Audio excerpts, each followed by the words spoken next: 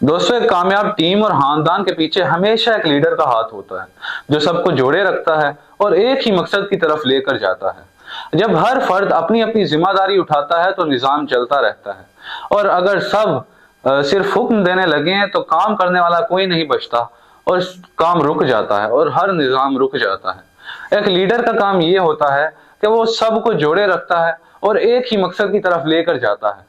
एक लीडर हर फर्द को उसकी जिम्मेदारी का एहसास दिलाता है और उसे ये हौसला देता है ताकि वो आगे होकर अपने हिस्से का किरदार अदा कर सके। दोस्तों, लीडर खानदान के बाप की तरह होता है, जो सबको रास्ता दिखाता है, अपना सहारा बनाता है और हर फर्द को उसकी अहमियत का एहसास दिलाता है। जब हर फर्द अपनी अपनी जगह पर अपनी जिम्मेदारी को निभाते हैं तो तब ही खानदान और कौमें तरक्की करती हैं। याद रखें कि लीडर की इज्जत करें, क्योंकि लीडर ही टीमों का और खानदानों का सहारा होता है। लीडर वही जो अपने टीम के लिए बाप की तरह हो। तस्वीर के साथ लीडर बनना और लीडर को पहचानना सीखें। शुक्रिया।